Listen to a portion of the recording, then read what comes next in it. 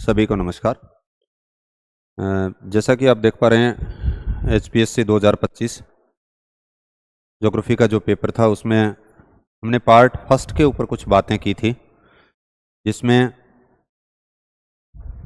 भौतिक भूगोल से संबंधित यानी प्रश्नों को लिया था, भू आकृतिक, जलवायु और समुद्र विज्ञान के। यहाँ पर नेक्स्ट जो हम बात करेंगे वो कुछ हमारा जो ये पार्ट जो सेकंड वॉल्यूम जो सेकंड है, जिसमें आर्थिक भूगोल की और नगरीय भूगोल से संबंधित भौगोलिक चिंतन और मानव भूगोल के जो पार्ट दे रखे हैं या प्रैक्टिकल के जो पार्ट हैं उनसे संबंधित हम बात करेंगे। और कुछ प्रश्न फिर थर्ड वॉल्यूम के अंदर भारत का जो भूगोल है उससे संबंधित हम बात करेंगे। यहाँ पे मैंने पहले भी बताया था कि हमारा जो उद्देश्य है वो इस चीज को समझना है कि भी किस प्रकार से RPSC का जो हमारे जो पेपर होने वाले हैं, चाहे अभी जो स्कूल लेक्चरर का है, चाहे आने वाले दिनों के अंदर बाद में असिस्टेंट प्रोफेसर का है, उनमें किस प्रकार से ये पेपर हमारे लिए महत्वपूर्ण साबित होगा। तो यहाँ पे सबसे पहले मानव भूगोल का ये जो प्रश्न हम देख रहे हैं, ये बार बार प्रश्नों के अंदर पूछा जा रहा है कि जनसांख्यिकी संक्रमण मॉडल के दूसरे चरण की विशेषता क्या है, यानी डेमोग्राफिक ट्रांजिस्टर जो थ्योरी है थॉमसन और नॉस्टनी के द्वारा जो प्रतिपादित की गई है, इससे संबंधित बार बार प्रश्न पूछा जा रहा है RPSC के द्वारा भी, और नेट के अंदर भी पूछा जा रहा है, या अन्य आयोग जो हैं उनके अंदर भी पूछा जा रहा है। यहाँ पर सीधा सा प्रश्न पूछा गया है कि दूसरे चरण की विशेषता क्या है। तो दूसरे चरण के अंदर यहाँ आप देखो ये देखो एक डायग्राम, यानी हमने बहुत ही शॉर्ट के अंदर इन चीज़ों को लिखने का प्रयास किया गया है कि पहली अवस्था, दूसरी, तीसरी, चौथी अवस्था है, उसकी विशेषताएं क्या हैं और उसके अंदर कौन से प्रमुख रूप से राष्ट्र सम्मिलित हैं, ऐसे सवाल पूछे जाते हैं यहाँ से। तो यहाँ तो सिर्फ इतना ही पूछा है कि दूसरी अवस्था की विशेषता क्या, यानी उच्च जन्म दर और मृत्यु दर में ह्रास। ये प्रश्न आपका ये उच्च जन्म दर और घटती मृत्यु दर इसको इंगित कर रहा है, यानी जनसंख्या की संक्रमण मॉडल के दूसरे चरण की। तो हमें जो पढ़ के जाना है कि ये मॉडल किसने प्रतिपादित किया, कब प्रतिपादित किया, पहले की विशेषता क्या है, दूसरे की विशेषता क्या है, उनमें कौन से राष्ट्र सम्मिलित हैं। तो वो सारी की सारी बातें इन 1-2 पेज के अंदर यानी करवाने का प्रयास किया गया, तो उसको आप पढ़ के जाएं। फिर उसके बाद में दूसरा माइग्रेशन का टॉपिक लगता है, प्रवास का टॉपिक लगता है। प्रवास से संबंधित आप यूं मान के चलें कि 2 प्रश्न आपको वहां पे देखने को लगभग मिलते हैं, और खास तौर से एक प्रश्न उसमें से जो होता है, कई बार तो दोनों के दोनों ही प्रवास के नियम से संबंधित होते हैं, यानी प्रवास के जो सिद्धांत हैं उनसे संबंधित होते हैं। तो यहाँ पर भी ये जो सवाल दे रखा है, प्रवास का नियम किसने दिया, रेवेंस्टीन, ये पिछली बार स्कूल लेक्चरर के अंदर भी सवाल था और उससे पहले भी बहुत बार पूछा गया है। रेवेंस्टीन ने प्रवास के कितने कौन कौन से नियम बताए थे, 7, उससे संबंधित प्रश्न पूछा गया था। तो यहाँ पर आगे भी इनसे संबंधित प्रश्न पूछे जा सकते हैं। जैसे ये दे रखा है कि प्रवास के सर्वप्रथम नियम या सिद्धांत किसने दिया, रेवेंस्टीन ने, ये भी पूछा गया, कब दिया, 1885 के अंदर। 7 नियम बताए, कौन कौन से बताए, ये बार बार पूछे जाते हैं। फिर उसके बाद में प्रवास से संबंधित जो अन्य जो नियम दे रखे हैं उन नियमों के आप नाम देखें और किसके द्वारा प्रतिपादित किए गए। निश्चित रूप से आप ये मान के चलें कि आपको वहां पर 1 या 2 प्रश्न इस जगह से आपको देखने को मिलेंगे। बाकी तो प्रवास के कौन कौन से कारण हैं, अपकर्ष क्या, कौन से प्रवास के लिए मुख्यतः जिम्मेदार कारक हैं, उनके ऊपर बात की जा सकती है। उत्प्रवास क्या होता है, अप्रवास क्या होता है, उनसे संबंधित बातें की जाती हैं। सबसे ज़्यादा प्रवासी वाला एरिया कौन सा है, वैध अवैध प्रवास क्या होते हैं, वो सारी चीज़ें बात की गई। लेकिन यहाँ से ये प्रश्न बार बार पूछा जाता है। ये जो शब्द है ये बहुत बार पूछा गया है। ये हालांकि NCERT बेस्ड सीधी बातें की गई हैं, बार बार पेपरों के अंदर आया है। मेगालोपोलिस शब्द का सर्वप्रथम प्रयोग किसने किया, तो आप देखोगे जीन गोटमैन के द्वारा किया गया, जो हमने यहाँ पे लिख रखा है कि मेगालोपोलिस यानी विश्व नगरी, जीन गोटमैन। जीन गोटमैन ने यह भी पूछा गया कि कब शब्द को प्रयोग किया, हमने बता दिया 1957 को किया, और कहाँ के लिए किया, उत्तरी पूर्वी USA के लिए। जो ये भाग दिखा रखे हैं, ये दिखा रखा है बोस्टन, न्यूयॉर्क और वॉशिंगटन। तो ये तीनों चारों प्रश्न यहाँ से इससे संबंधित बनते हैं। इसने तो सिर्फ इतना ही पूछा हमसे, मेगालोपोलिस शब्द का प्रयोग सबसे पहले किसने किया, जीन गोटमैन ने। तो इसको भी आप देखें। फिर उसके बाद में क्रिस्टोलर का K3, K4, K7 बार बार पूछा गया। K3 जो है वो बाजार को कर रहा है, K4 जो है वो परिवहन को कर रहा है, K7 जो है वो प्रशासनिक व्यवस्था को इंगित कर रहा है। ये प्रश्न भी पता नहीं कितनी बार पूछा गया पेपरों के अंदर पूर्व में, और यहाँ पर भी उसी प्रश्न की पुनरावृत्ति की गई है। तो यहाँ पे K4 पूछा जाए तो परिवहन नियम को इंगित करता है। यही प्रश्न है आपका कि क्रिस्टोलर के केंद्रीय सिद्धांत के अनुसार K4 किसको इंगित करता है, तो आप देखोगे कि यानी यातायात कह दीजिए, परिवहन कह दीजिए, उसको इंगित करता है। नेक्स्ट जो सवाल यहाँ से पूछा गया है ये क्रिस्टोलर के संबंध में कुछ, यानी कब दिया था, कहाँ के बेस के ऊपर आधारित था, वो आप सारी चीजें देखना। कॉलेज और स्कूल दोनों के अंदर ही ये सवाल बार बार यहाँ से क्रिस्टोलर के, एक बार तो पिछला जो कॉलेज लेक्चर रखा था उसमें शायद मेरे विचार से 4 या 5 सवाल अकेले क्रिस्टोलर से संबंधित थे। फिर उसके बाद में आप देखोगे कि इस प्रश्न से एक चीज जो आपको जो सीखने वाली है वो ये है कि कई बार हम डाटा को मिस कर देते हैं कि हम डाटा को नहीं देखेंगे। यहाँ पर ये ऐसा नहीं पूछा गया कि प्राइमेट सिटी की अवधारणा तो इसने बता दी कि मार्क जेफरसन के द्वारा दी गई, प्रश्न ये है कि कब दी गई, ये डाटाबेस बात है, और ये पहले भी कई बार पूछा गया है। तो हम देखेंगे कि 1939 के अंदर ये यहाँ पे हमने लिख रखा है कि मार्क जेफरसन के द्वारा प्राइमेट सिटी या जिसको प्रधान नगर कहते हैं, इसकी संकल्पना किसने दी, मार्क जेफरसन ने। कब दी, 1939 के अंदर दी। यानी ये डाटा हमें याद रखने हैं। ये प्राइमेट सिटी के 2-3 उदाहरण हैं जो बार बार पूछे गए हैं।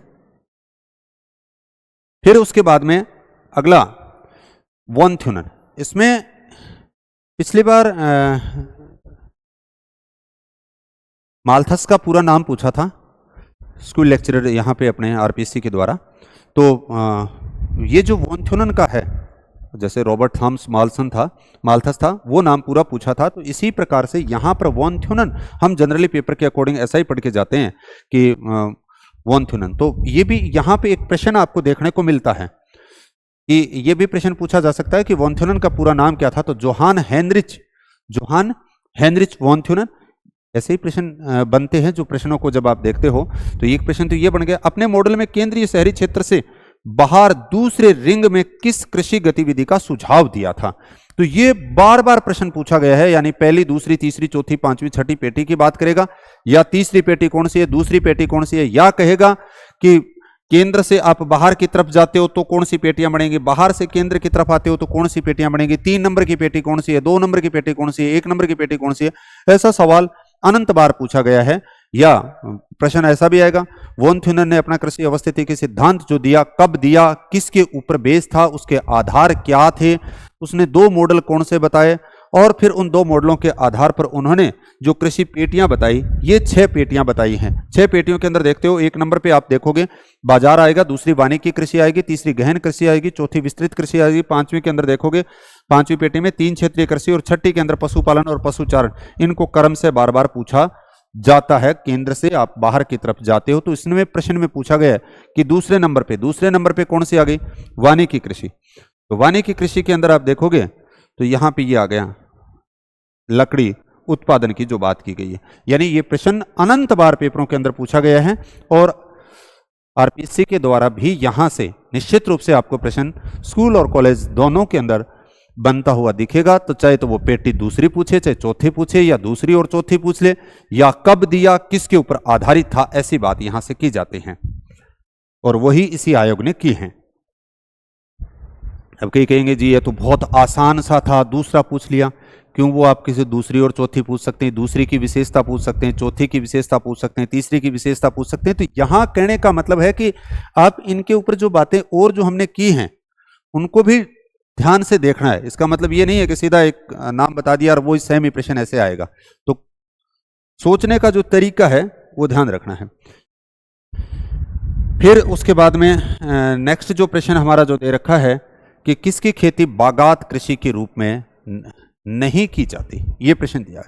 यहां से संबंधित निश्चित रूप से आपको चाहे स्कूल की बात करें चाहे असिस्टेंट प्रोफेसर की बात करें, मैं आपको बता दूंगा कि 2 या 3 प्रश्न आपको असिस्टेंट प्रोफेसर में ज्यादा होंगे क्योंकि सवालों की संख्या ज्यादा होती है, लेकिन स्कूल लेक्चरर के अंदर आपको 1 या 2 सवाल निश्चित रूप से देखने को मिलेगा।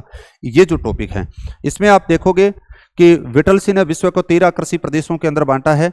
कब बांटा, कौन कौन से आधार थे, प्रमुख 13 कृषि प्रदेश कौन से बताए, उनके नाम पूछे जाते हैं।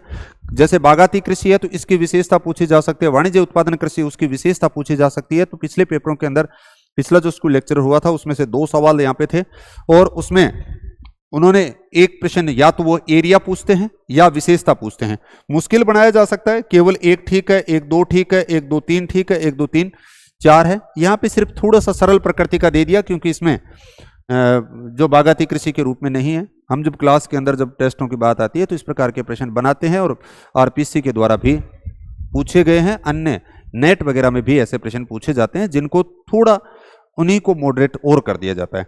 तो यहां पे आप देखोगे कि बागाती कृषि के रूप में नहीं की जाती। अब देखो, ये बागाती कृषि और बागाती कृषि की विशेषताएं बता दी।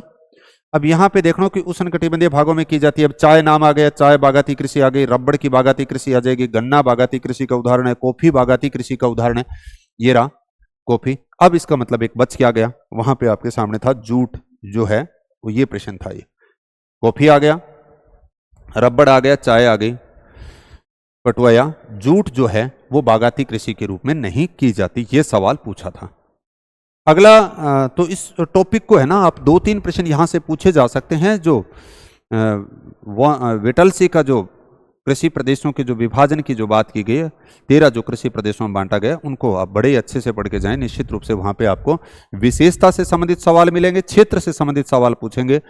हो सकता है जैसे ऐसे हो कि उसने 4 विशेषता दी हो बागाती कृषि की। जैसे मैं अगर बात करूं, ये सवाल ऐसे हो सकता है, जैसे निम्नलिखित में से रोपण कृषि, बागाती कृषि, प्लांटेशन एग्रीकल्चर की कौन सी विशेषताएं नहीं हैं। जैसे उसने दिया, ए ऑप्शन के अंदर ऐसे दे देगा 1 और 3, बी ऑप्शन के अंदर दे दिया जैसे 3 और 4, सी ऑप्शन यानी 2 दे सकता है, 3 दे सकता है वाली जरूरी नहीं है। जैसे ये व्यापारिक कृषि है, जोत का आकार बड़ा होता है, पूंजी अधिक लगती है, उच्च प्रबंधन उच्च तकनीकी होती है, मोनोकल्चर होती है, सस्ते श्रमिकों की आवश्यकता होती है, विस्तृत यातायात, ये तो है विशेषता। हो सकता है कि जैसे जोत आकार की बजाय बड़ा की बजाय छोटा कर रहा है, पूंजी अधिक की बजाय कम की बात कर रहा है, तो आपसे गलत ऑप्शन भी छंटवा सकता है, 2-2, 3-3 जो है वो। तो प्रश्न को ठीक ढंग से पढ़ना है करने से पहले। यह भी ध्यान रखना है, यहां पर जो हमने दिखा रखे हैं ना, ये भी प्रश्न पूछे गए कि जैसे चाय की शुरुआत यानी किस देश से हुई थी, किसके द्वारा ये बागान लगाए गए थे। एनसीईआरटी में भी इसकी अच्छे से बात की गई, आपने पहले पढ़ रखा होगा। औद्योगिक स्थान का न्यूनतम लागत सिद्धांत पता नहीं कितनी बार प्रश्न पूछा गया है, और यहां पर भी निश्चित रूप से हमें आरपीएससी के द्वारा स्कूल और कॉलेज लेक्चरर दोनों के अंदर इससे संबंधित सवाल मिलेंगे। मैंने बताया था कॉलेज वाले के अंदर तो एक बार इससे संबंधित 2017 वाला जो पेपर था उसमें 4-5 सवाल अकेले इसी वेबर के सिद्धांत से संबंधित थे। तो औद्योगिक स्थान का न्यूनतम लागत सिद्धांत इससे अलग अलग, क्योंकि इसमें जो प्रश्नों की संख्या हमारी स्कूल लेक्चरर में कम होती है, तो इसलिए सवाल एक ही यहां से पूछा जा सकता है। मेरे विचार से एक तो पिछले 2-3 सालों से 2-3 जो पेपर हुए हैं उनमें लगातार पूछा जा रहा है। तो यहां पे तो बहुत सीधा सा सवाल दे दिया कि औद्योगिक स्थान का न्यूनतम लागत सिद्धांत किसने प्रस्तावित किया, तो हम देखेंगे वेबर के द्वारा। अब वेबर के सिद्धांत को हमने यहाँ पे डेप्थ में, क्योंकि अलग से आपको मेंशन कर रखा है, औद्योगिक अवस्थिति सिद्धांत, न्यूनतम परिव्यय लागत सिद्धांत कहते हैं या न्यूनतम लागत सिद्धांत कहते हैं, या लिस्ट कॉस्ट थ्योरी की बात की गई है। यही सवाल था कि न्यूनतम लागत सिद्धांत किसके द्वारा प्रतिपादित किया गया। तो यहां इसी पहली लाइन से यानी अल्फ्रेड वेबर के द्वारा कब दिया गया, इसकी सिद्धांत की विशेषताएं क्या हैं, इसमें कुछ शब्दावली हैं उनका, और यहां पे आप पदार्थ सूचकांक से संबंधित बार बार प्रश्न यानी पूछा जाता है, उसको आप देखें। श्रम सूचकांक पूछा जाता है, पदार्थ सूचकांक पूछा जाता है, तो वो भी आप इस टॉपिक के अंदर देख करके जाएं। आइसोडोपेन से संबंधित बार बार प्रश्न पूछा जाता है, क्रिटिकल आइसोडोपेन से संबंधित बार बार पूछा जाता है। तो निश्चित रूप से 1 या 2 प्रश्न आपको औद्योगिक अवस्थिति सिद्धांत जो वेबर है उसका देखने को आपको मिलेगा, तो इसको आप थोड़ा सा ठीक देखने के जाएं। फिर उसके बाद में एक सवाल और था जो यहाँ पे शायद टाइप नहीं हुआ होगा, जो उद्योगों से संबंधित कुछ सवाल ऐसा था, औद्योगिक प्रदेशों से संबंधित। औद्योगिक प्रदेशों से संबंधित आपके सामने 3 प्रकार के सवाल बनेंगे। एक तो इस प्रकार का सवाल बनेगा कि निम्नलिखित में से कोई औद्योगिक प्रदेश का नाम दे दिया कि वो किस क्षेत्र से संबंधित है। वो भारत का हो सकता है, वो अमेरिका का हो सकता है, वो कनाडा का हो सकता है, या फिर आप यूं कह सकते हो वो पश्चिमी यूरोप से संबंधित हो सकता है, वो रसिया का हो सकता है। एक तो औद्योगिक प्रदेश और कहां से संबंधित है।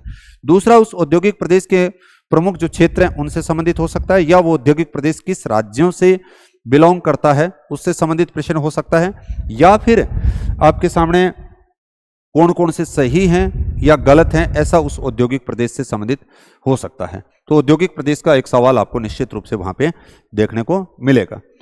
यहां से ये जो विश्व व्यापार संगठन और क्षेत्रीय व्यापारिक समूह है या प्रादेशिक व्यापारिक समूह है से संबंधित पिछले पेपरों के अंदर आप विश्लेषित कीजिए, 2 या 3 सवाल पक्के पूछे जा रहे हैं।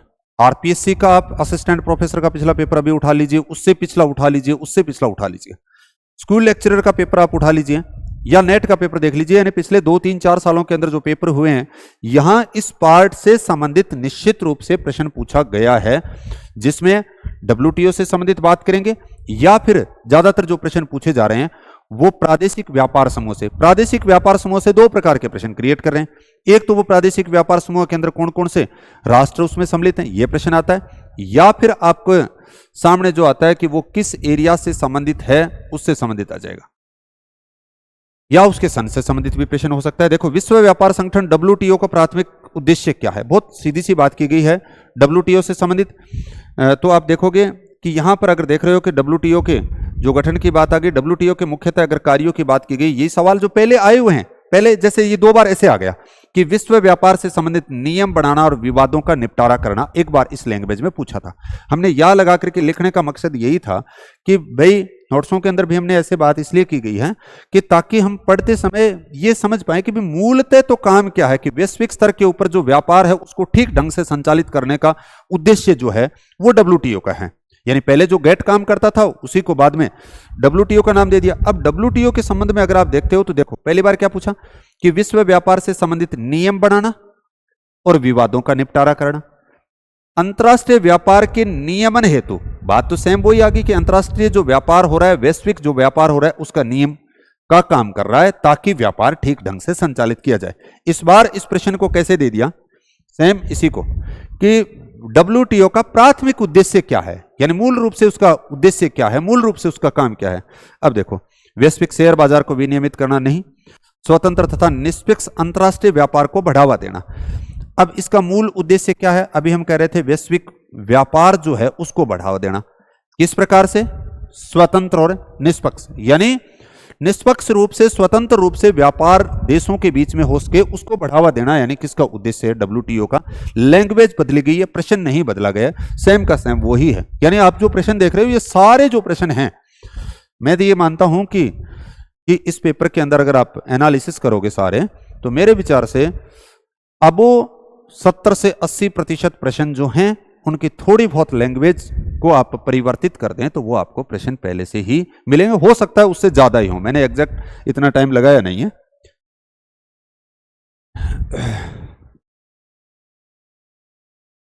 अगला ये आ गया वापिस। अब मैंने कहा था ना कि इसी टॉपिक का, यानी प्रादेशिक व्यापार समूह है, अपेक की बात कर ली। अपेक के अंदर बात करते हो तो आसियाना के राष्ट्र आते हैं, नाफ्टा के जो देश हैं वो आ देंगे, ओसनिया के आएंगे। इसने दे दिया कि अपेक यानी आर्थिक ब्लॉक का सदस्य निम्न में से कौन सा देश नहीं है। तो ओसनिया की अगर बात करते हो तो ओसनिया में ऑस्ट्रेलिया आ जाएगा। फिर उसके बाद में नाफ्टा के अंदर बात करते हो तो नाफ्टा के अंदर तीनों राष्ट्र आएंगे।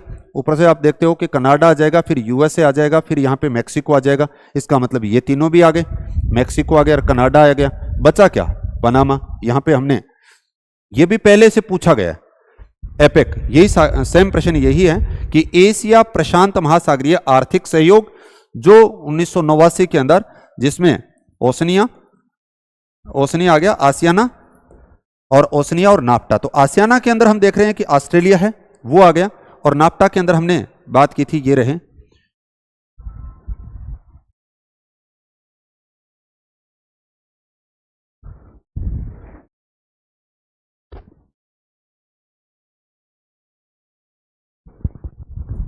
नाफ्टा के अंदर हमने देखा कि ये रहे कनाडा, मैक्सिको और USA। ये भी बार बार प्रश्न पूछा जा रहा है।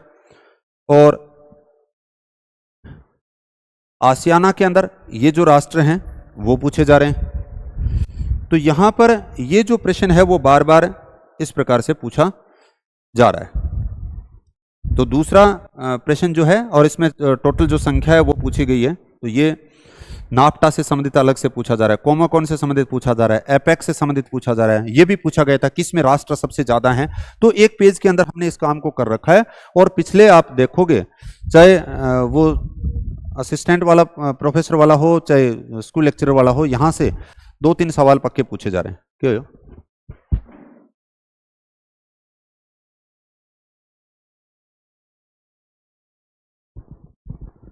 तो यहां ये सेम वही सवाल है जो पहले से पूछा गया है अपेक के संबंध में, और उसी सवाल की एक तरह से पुनरावृत्ति हुई है। क्योंकि ये सवाल हमने अभी बताया कि ये तो नाफ्टा वाले राष्ट्र उसमें शामिल है, ओशनिया वाला ऑस्ट्रेलिया उसमें शामिल है, और आसियान वाले जो राष्ट्र हैं वो भी इसमें शामिल हैं, तो अपने आप फिर पनामा है वो कट जाएगा। और इसी से संबंधित एक सवाल और दे दिया यहां पे, यहां पर भी 3 सवाल आ गए। आप देखो ये आ गया कि 1960 में ओपेक के संस्थापक सदस्य नहीं था।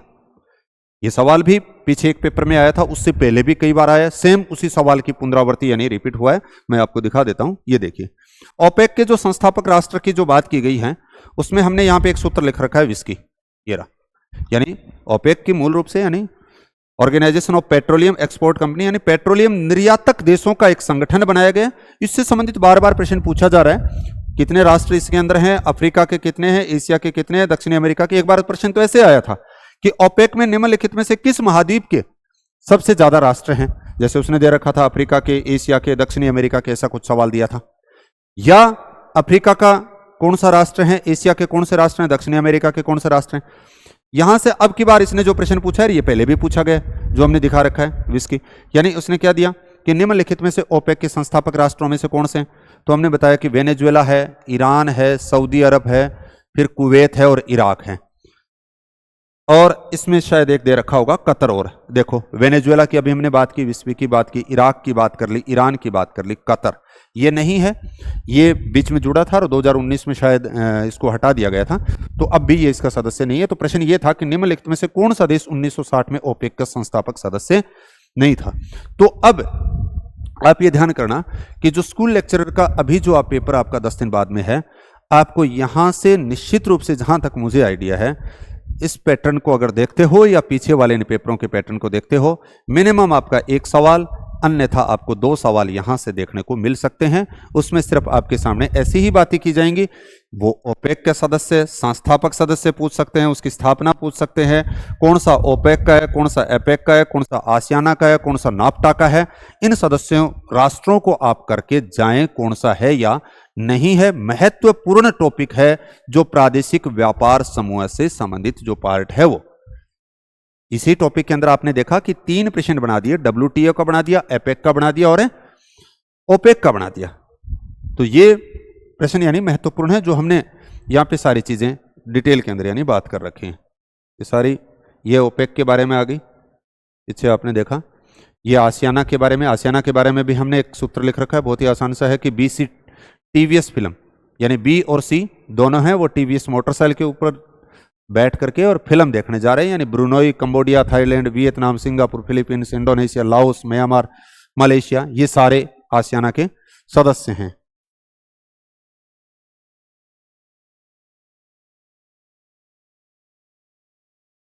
वो तो कोई ये लगे काट देते।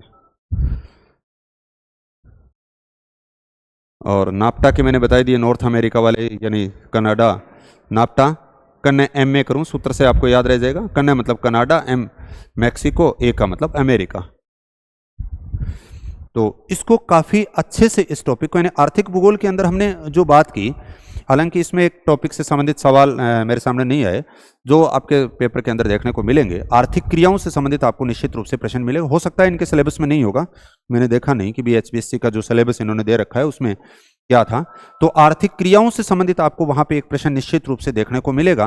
प्राथमिक, द्वितीयक, तृतीयक, चतुर्थक जो क्रियाएं हैं, पंचम जो क्रियाएं हैं, उन क्रिया के अंदर कौन सी प्राथमिक, द्वितीयक, तृतीयक के चतुर्थक के अंदर शामिल है। दूसरा मैंने ये बता दिया कि यहाँ पे वैश्विक खनिजों से संबंधित प्रश्न नहीं है, तो आपके सामने खान और खनन क्षेत्र जो आ सकते हैं कि कौन सी प्रमुख रूप से किसके लिए खान प्रसिद्ध है, उससे संबंधित। औद्योगिक प्रदेशों की हमने बात करी कि औद्योगिक प्रदेशों का प्रश्न हो जाएगा। वेबर का जो सिद्धांत है उससे संबंधित की बात की थी। इसी प्रकार से कृषि के अंदर आपने देखा कि वॉन थ्योनन के टॉपिक से संबंधित प्रश्न हमें भी वहाँ पे इसी स्वरूप का देखने को मिलेगा। और विटलसी का जो क्लासिफिकेशन है उनसे संबंधित भी इस स्वरूप का प्रश्न हमें भी वहाँ पर देखने को मिलेगा। और आर्थिक क्रियाओं से संबंधित हमने बात की। आर्थिक जो ब्लॉक की बात कर रहे हैं, प्रादेशिक व्यापार समूह की जो बात कर रहे हैं, उनसे संबंधित और WTO से संबंधित निश्चित रूप से प्रश्न आपको देखने को मिलेंगे। इसके साथ में एक चीज और है जो इसमें प्रश्न नहीं पूछा गया है, लेकिन हमारे सिलेबस के अंदर जो दे रखा है वो विश्व व्यापार से उससे संबंधित है, परिवहन से संबंधित। और परिवहन के अंदर आप रेल परिवहन, सड़क परिवहन और वायु परिवहन, उसमें खास तौर से रेल और सड़क के कौन सा कहां से कहां तक जाती है और उसके प्रमुख जो स्टेशन हैं उनको आप क्रम से याद करके जाएं। निश्चित रूप से एक सवाल वहां पे पीछे के पेपरों के अंदर आप देखते हो तो बना है, तो आगे भी उससे संबंधित संभावना, हाँ स्वरूप थोड़ा बहुत बदल दिया जा सकता है, 2-3 सवालों को इकट्ठा किया जा सकता है, ऐसा कुछ कर सकते हैं। जैसे 4 स्टेटमेंट दे दिए, ऐसा भी हो सकता है आपको सामने 4-5 स्टेटमेंट भी मिल जाएं और आपसे ऐसा भी पूछा जा सकता है। ये सवाल सबसे मुश्किल बनता है फिर कि जैसे उसने दिया कि आप देखोगे कि चलवासी पशु चारण से संबंधित निम्नलिखित में से कितने कथन सत्य हैं, ये सबसे मुश्किल सवाल है। उसने 4 कथन लिख रखे हैं, 1, 2, 3 और 4 ऐसे दिए हैं, और फिर वो कहता है ए के अंदर केवल 1 कथन बी के अंदर दे दिया, 2 कथन सी के अंदर दे दिया, 3 कथन डी में दे दिया, 4 कथन, ऐसा सवाल भी आपको वहां पे देखने को मिल सकता है। ये सवाल बड़ा मुश्किल होता है। कथन कारण के इसमें सवाल नहीं दे रखे थे तो वो सवाल भी बनते हैं, हालांकि ये कथन कारण से, और जो कि मैं कह रहा था ना केवल 1 ठीक है, 1 2 ठीक है, 1 2 3 ठीक है, 1 2 3 4 ठीक है, उससे भी ज्यादा मुश्किल प्रकृति का सवाल होता है। ये सेम प्रश्न, वही आंकड़े हैं, वही डाटा हैं, लेकिन प्रश्न की प्रकृति इस स्वरूप को देते ही बदल जाएगी, क्योंकि हो सकता है आपको किसी एक ऑप्शन के ऊपर संदेह हो, उसमें तो कट जाता है, जैसे इसमें ऐसे कट गया, जैसे आपको पता चला कि 1 नंबर जो ऑप्शन है वो सबके अंदर गलत है, इसका मतलब आपको ये ध्यान आ गया कि आपको 1 आ रहा है और जिसमें 1 दे रखा था तो कई बार उसी से पिंड छूट जाता है कि भाई ये तो नहीं हो सकता। जैसे दूसरे के अंदर उसने दे दिया 2, 3 और 4, और तीसरे के अंदर फिर उसने 1, 2, 3 दिया, चौथे के अंदर उसने फिर दे दिया 1, 2, 3 और 4। अब आपको सिर्फ 1 ही आ रहा है और आपको ये पता है कि 1 गलत है, तो अब आपको पता चल गया कि उत्तर ये होगा, लेकिन इसमें आपको पता नहीं चलेगा क्योंकि आपको तीनों स्टेटमेंट यहां पे नहीं आ रहे थे, यहां पे आपको 1 स्टेटमेंट आ रहा था तो भी आपका उत्तर ठीक हो गया, लेकिन यहां पर आपके सामने यह समस्या है कि चारों के चारों स्टेटमेंट में से अगर 1 भी गलत हुआ तो अब आप 1 करोगे, 2 करोगे, 3 करोगे, तो यानी प्रश्न की प्रकृति उसी जो आपके पास में पाठ्य सामग्री है उसी से कितना मुश्किल बनाया जा सकता है, कहने का भावार्थ यह है। तो उसी को आप अच्छे से पढ़ के जाएं।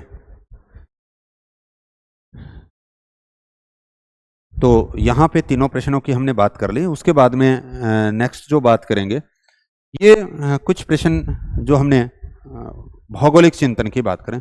अब एक प्रश्न ये भी आता है कि सर थोट के बड़े मुश्किल प्रश्न आते हैं, थोट में से ऐसे आते हैं, ये होता है बहुत छोटा सा पार्ट है, आप यूँ कह सकते हो कि मुश्किल से 50-40 पेज सारे ही होते हैं, जिनमें से आपको लगभग 10 से 15 सवाल तो स्कूल लेक्चरर के अंदर पूछे जाते हैं, कॉलेज लेक्चरर में उससे ज्यादा होते हैं।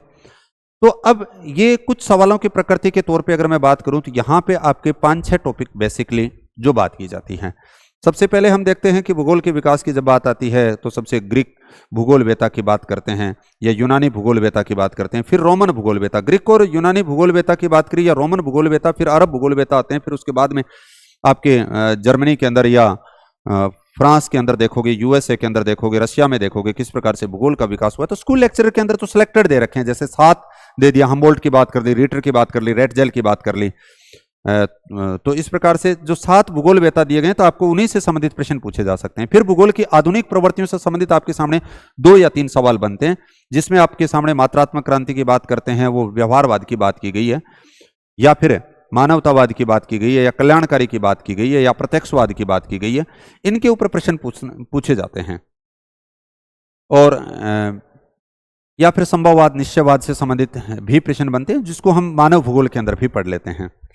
तो यहाँ पे भूगोल में प्रत्यक्षवाद किस पर जोर देता है, तो प्रत्यक्षवाद की अगर बात करते हो, यानी जो प्रत्यक्ष चीजें हैं जिनको हम वैज्ञानिक तरीके से या अनुभव करके देख सकते हैं, तो ये आ गया वैज्ञानिक तरीके और अनुभवजन्य। ये भी सवाल वापिस पूछा गया है, ये भी पहले कई बार पूछा गया, मैं दिखा देता हूं, ये देखिए आप, ये प्रत्यक्षवाद की जो संकल्पना है, ये प्रश्न पूछा गया किसके द्वारा, अगस्ट कॉम्टे कहाँ के थे, फ्रांसीसी थे, पुस्तक किसकी पूछी गई है, पॉजिटिव फिलॉसफी। अब देखो अगस्ट कॉम्टे के अनुसार विज्ञान को प्रत्यक्ष अनुभव से जोड़ने का परिणाम ही प्रत्यक्षवाद है। और अब ये है प्रश्न जो बार बार पूछा जा रहा है कि प्रत्यक्षवाद, एक सेकेंड, ये रहा प्रत्यक्ष अनुभव, यानी ये जो प्रत्यक्षवाद की बात कर रहे हो अगस्त का, विज्ञान को प्रत्यक्ष अनुभव से जोड़ना, प्रश्न यही है, वैज्ञानिक तरीके से और अनुभवजन्य अवलोकन, अवलोकन मतलब आप डायरेक्ट चीजों का अवलोकन कर रहे हो। तो यही प्रश्न यहां इसी लाइन से बार बार अलग अलग तरीके से प्रश्न बनाया जा रहा है और वही प्रश्न आपका ये है सेम। यानी पुराने जो पेपर हैं उनकी पुनरावृत्ति हो रही है, मैं ये समझाना चाहता हूं। मैं ये नहीं समझाना चाहता कि मैंने जो करवा रखे हैं वो ही हैं, आपने भी पढ़े हैं इन चीजों को, लेकिन आप विश्वास कीजिए जो आपने चीजें पढ़ी हैं, मैं ये समझाना चाहता हूं यहां पे। सामाजिक डार्विनवाद पता नहीं कितनी बार प्रश्न पूछा होगा, यानी किसके द्वारा दी गई अवधारणा है। यहां पे आप देखोगे कि रेटजेल की ये जो संकल्पनाएं मैंने यहां पे 5 एक जगह पे शब्द करके लिखे हैं, उन्हीं में से एक ये रही। 2 नंबर के ऊपर आप देखोगे सामाजिक डार्विनवाद की संकल्पना रेटजेल की है।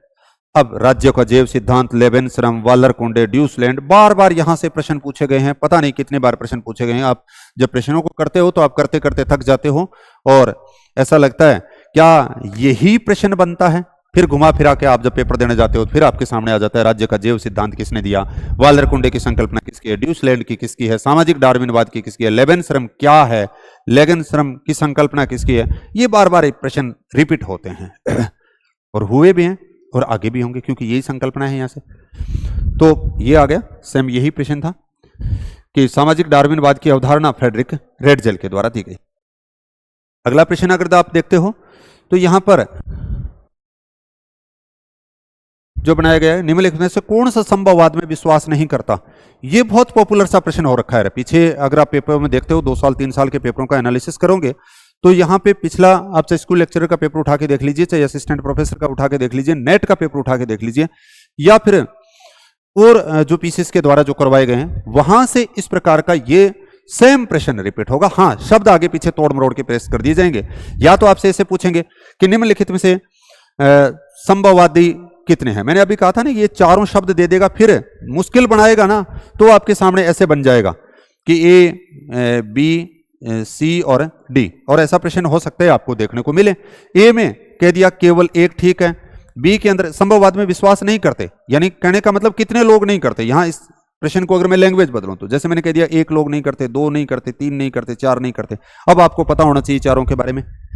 यहां पे तो हो सकता है कि आपको संभववाद में विश्वास नहीं करता, अगर वो 1 आ रहा है तो भी काम चल सकता है इस प्रश्न के अंदर। इस प्रश्न के अंदर अगर आप देखोगे तो आपको सिर्फ कार्ल रिटर आ रहा है, ये निश्चयवादी। अगर आपको इतना पता है तो इन तीनों के बारे में आपको जानकारी होने की जरूरत नहीं है। इस प्रश्न में ईसा बोमेन, जीन ब्रुंज और लुसियन फेब्रे अपने आप ही काम चल जाएगा क्योंकि वो संभववाद में विश्वास करते हैं। इसका मतलब संभववाद में विश्वास नहीं करने वाला केवल रिटर है। लेकिन यहां पे ये जब प्रश्न की प्रकृति आएगी ना तब आपको ये तो पता चल गया कि रिटर तो नहीं है, लेकिन अगर इन तीनों के बारे में जानकारी नहीं है ना, कई बार अपन तुक्को मारे के देख रहा तो बा फिर जब तक कौन बैठे जब तक चारों नहीं है।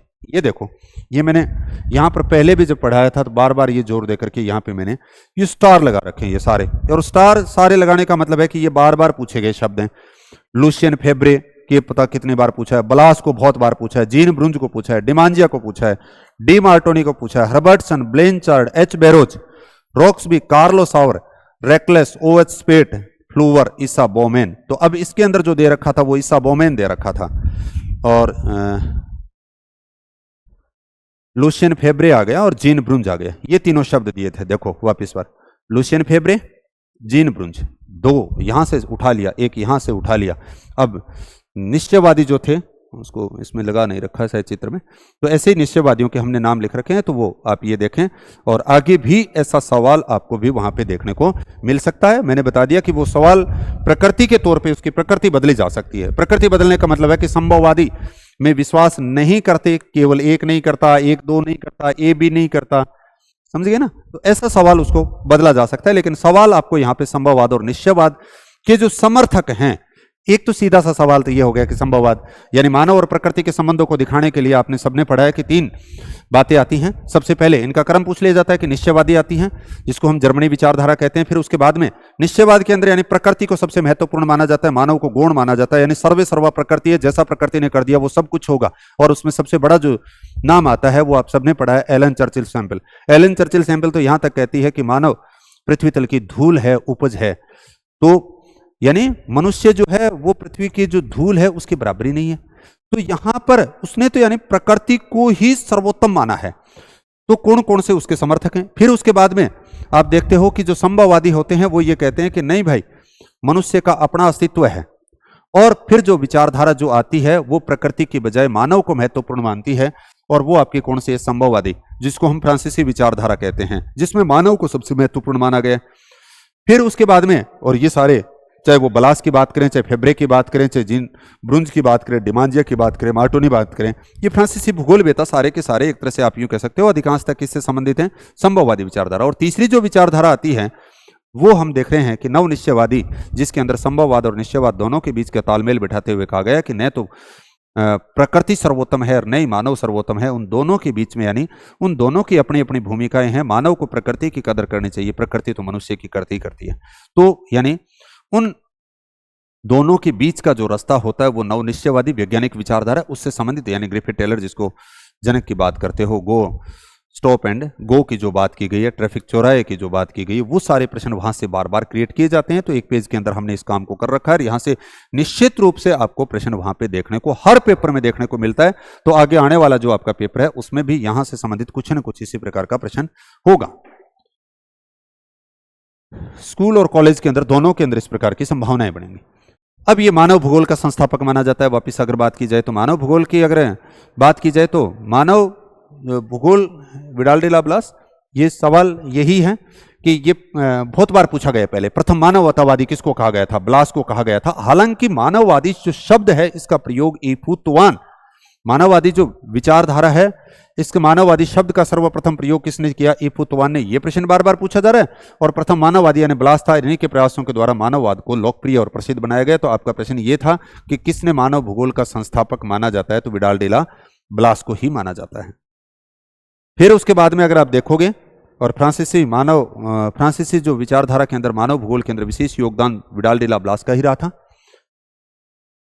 सिविलाइजेशन एंड क्लाइमेट जो पुस्तक है, आप प्रश्न देखोगे तो आपको ऐसा लगेगा कि ये अनंत बार प्रश्न पूछा गया है। क्या इनके पास यही प्रश्न है? आपको आरपीसी के पेपर के अंदर भी आप अगर कॉलेज लेक्चरर का 13 का देखेंगे, 17 का देखेंगे या 20 का देखेंगे तो उसके अंदर आपको प्रश्न मिल जाएगा। स्कूल लेक्चरर में मिल जाएगा, नेट के अंदर मिल जाएगा, अन्य आयोगों के प्रश्न के अंदर बार बार ये किताब पूछी गई है। सिविलाइजेशन एंड क्लाइमेट पुस्तक के लेखक कौन से हैं मैं आपको बता देता हूं कि हमारा जो आरपीसी के द्वारा जो पेपर लिया जाएगा, इसमें इन प्रश्नों की प्रकृति को मैंने अभी बताया कि इससे हमें यह समझ लेनी है, ये नहीं लेना कि यार सिविलाइजेशन एंड क्लाइमेट पूछी थी तो बहुत आसान सा प्रश्न कर देंगे। नहीं, आपके सामने यहां ये प्रश्न ये सिखाना चाहता है कि आपको यहां से किताबें पूछी जा रही हैं जो प्रसिद्ध हैं।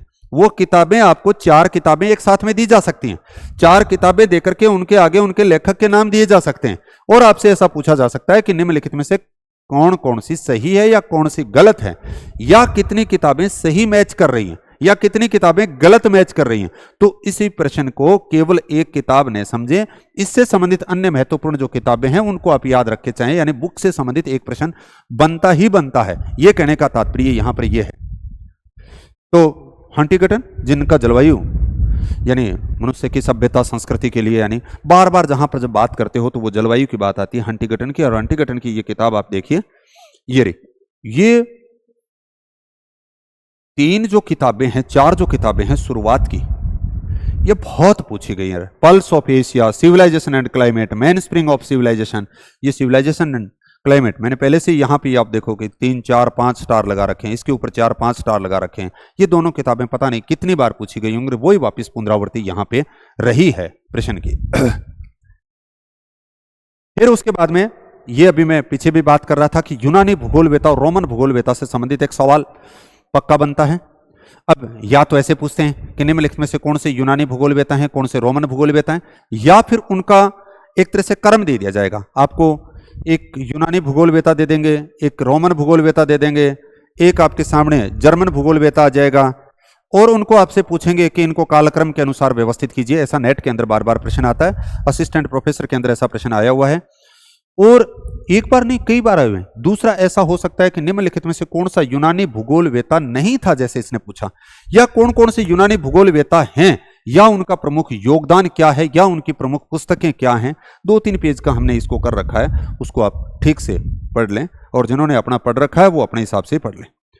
अब देखो, यूनानी भूगोलवेता नहीं था। यहां पे आप देखोगे कि यूनानी भूगोलवेताओं के ये सारे नाम हमने लिख रखे हैं कि ये बार बार पूछा गया यहाँ पे, ये 4-5 बार स्टार लगाने का मतलब यही है कि ये पता नहीं कितनी बार यहां से सवाल बनाया गया है। जब आप पेपर खुद करोगे, ये भी पुराना ही पेपर को, हाँ हो सकता है कि किसी के अंदर होमर दे रखा हो, किसी में एनेक्सिमेंडर दे रखा हो, किसी में हेरोडोट्स दे रखा हो, किसी में सिकंदर दे रखा हो, किसी में इरेटोस्थनीज दे रखा हो, वो अलग बात है भाई। कई तो ऐसे कहेंगे कि आप पुनरावृत्ति की बात करो, क्या सेम ही प्रश्न को उठा के दिया है? तो सेम तो वो कोई पेपर लेके थोड़ी बैठेगा बनाने वाला। मेरा कहने का मतलब है कि जब पेपर बना रहे तो इस प्रकार के प्रश्न बनाए जा रहे हैं, तो यही प्रश्न बार बार यहां से हमने पहले से लिख रखा है कि इस प्रकार के प्रश्न पूछते हैं। जैसे उसने यहां पर जो प्रश्न के तौर पे अगर बात करें, कौन यूनानी भूगोलवेता नहीं था, इसका मतलब एराटोस्थनीज, अभी आप बात देख रहे हो यूनानी भूगोलवेता है। हेरोडोट्स की बात देख रहे हो, ये रहे हेरोडोट्स यूनानी भूगोलवेता, और दूसरा इसमें था इरेटोस्थनीज, ये रहा यूनानी भूगोलवेता। ये प्रश्न इनका जो है वो टॉलमी और पंपोनिस मेला, ये दोनों रोमन भूगोलवेता हैं। जो यहाँ पे मेरे विचार से गलती से कुछ आयोग के द्वारा कुछ ऐसा बन गया होगा कि क्लाडियस टोलेमी और पंपोनिस जो मेला, क्योंकि उसमें स्ट्रैबो की बात करेंगे, पंपोनिस मेला की बात करेंगे, टोलेमी की बात करेंगे, ये आपके रोमन भूगोलवेता हैं। तो यहाँ पर यूनानी भूगोलवेता, तो ये प्रश्न तो उनका किस प्रकार से गलती कई बार बनने में हो जाती है, तो वो है। बाकी अब आपको ये समझ में आ गया होगा कि यहाँ पे सिर्फ या तो फिर ऐसे देना चाहिए था भी, इस प्रकार से बी और डी दे दिया, ए और सी दे दिया, कौन यूनानी भूगोलवेता नहीं था, जैसे ए और सी ये यूनानी भूगोलवेता नहीं थे, ऐसे ऑप्शन कुछ इसमें बनाए जाने चाहिए थे, तो वो गलती से कुछ रह गए होंगे। तो यहां से ये सवाल, इससे केवल आपको ये साबित नहीं होता है कि केवल यूनानी भूगोलवेता याद रखने, इससे आपको ये भी ध्यान रखना है कि रोमन भूगोलवेता भी याद रखने हैं, उनका कर्म याद रखना है, उनकी किताबें याद रखनी है।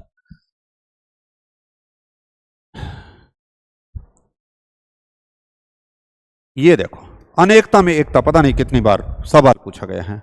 मैंने पहले भी बात की थी कि हमारे यहाँ पे 7 भूगोलवेताओं के नाम याद रखने हैं स्कूल लेक्चर के लिए। कॉलेज लेक्चर के अंदर आपको प्रमुख प्रमुख भूगोलवेता, चाहे वो जर्मन हो, चाहे वो ब्रिटिश हो, चाहे फ्रांसीसी हो, और चाहे अमेरिकन हो, उन प्रमुख भूगोलवेता, उनका योगदान, उनकी किताबें, 3 प्रकार के प्रश्न बनते हैं, या उनका जो कथन है वो याद रखने हैं। यहाँ पे ये बहुत सीधा सा प्रश्न दिया है, अनेकता में एकता, जो कार्ल रीटर का है, जो बार बार प्रश्न पूछा गया। ये देखो, इसको पहले 2 बार पूछा गया, कैसे दे दिया, विविधता में एकता, अगली बार अंग्रेजी में दे दिया यूनिटी एंड डाइवर्सिटी, और अब की बार लिख दिया विविधता की जगह अनेकता में एकता। यानी इसी प्रश्न को उठा करके शब्द, अंग्रेजी में तो आपका यही शब्द मिलेगा, unity and diversity, unity and diversity. तो ये किसके द्वारा, आप देखोगे कि रीटर के द्वारा दिया गया। तो ये जो नियम है वो हमबोल्ट का नियम पूछा जाएगा, रीटर का पूछा जाएगा, ब्लास का पूछे जाएंगे। यानी इससे प्रश्न से ये साबित होता है कि ऐसे नियमों से संबंधित प्रश्न बनाए जा सकते हैं। यहां पे आपको 4 नियम एक साथ में दिए जा सकते हैं प्रश्न को मुश्किल बनाना है तो, यानी प्रश्न को लंबा और मुश्किल बनाना है तो 3-4 चीजों को आप एक साथ में मिक्स कर लीजिए।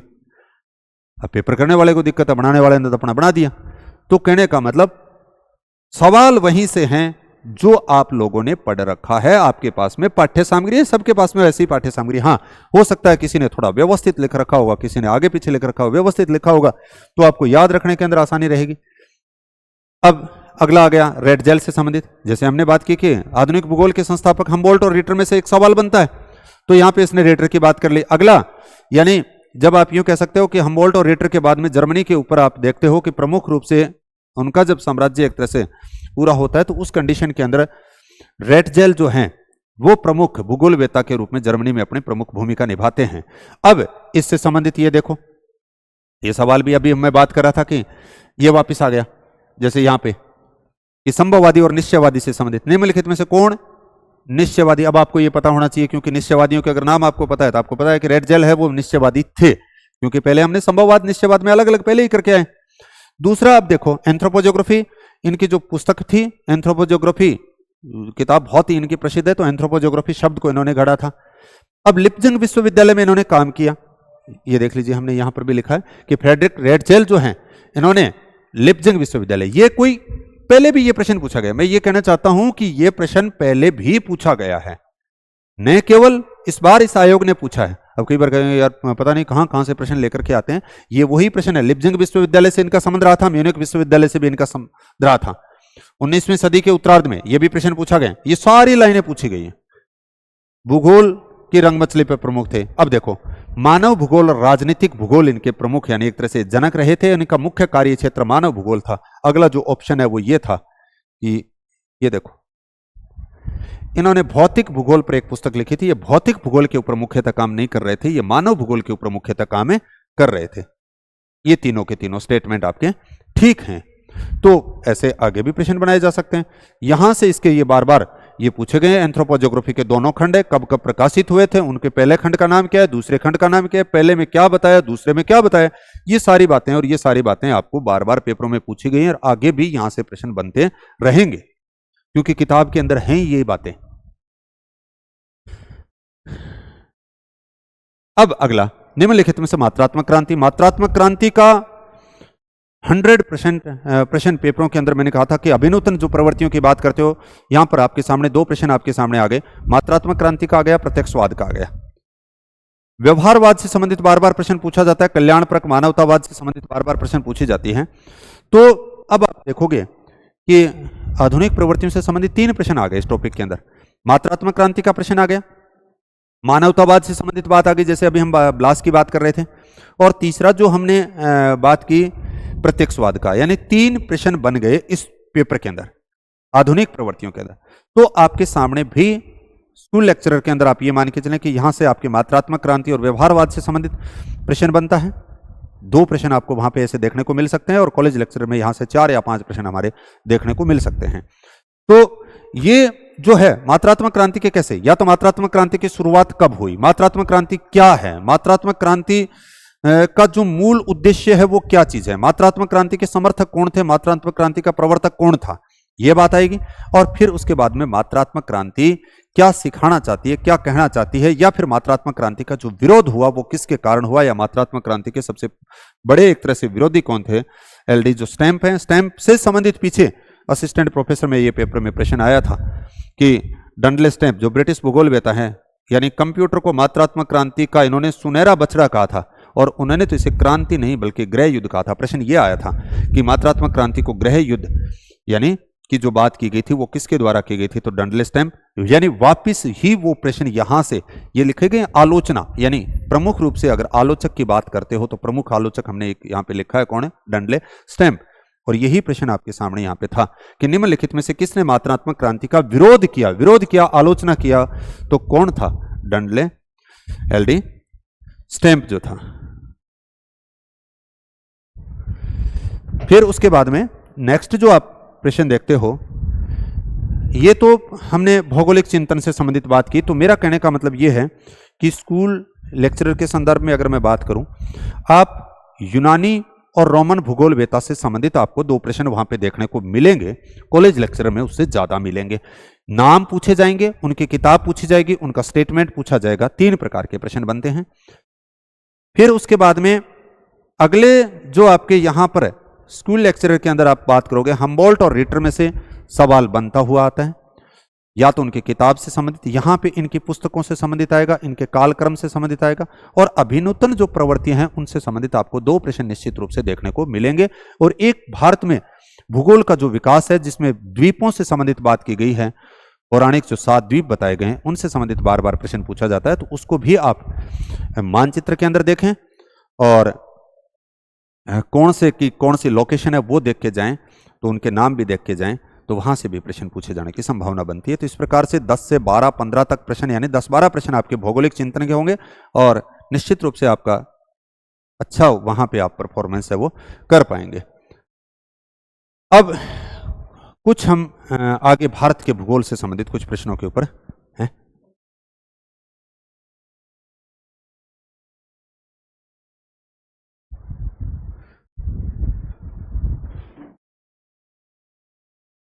तो हम बात करें तो इसके अंदर हमने मानव भूगोल की बात की, आर्थिक भूगोल का जो पार्ट था उसके ऊपर बात की, भौगोलिक चिंतन की बात कर ली। तो ये कुछ प्रश्नों का हमने एनालिसिस किया और आगामी जो परीक्षा के अंदर ये प्रश्न हमारे लिए किस प्रकार से साबित हो सकते हैं, हमारी सोच को एक नया स्वरूप देने के लिए।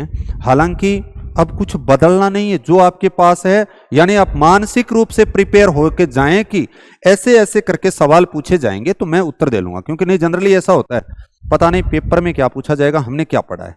यहां समझाने का मेरा मूल उद्देश्य यही था, और कुछ प्रश्नों को हम नेक्स्ट वीडियो के अंदर देखेंगे।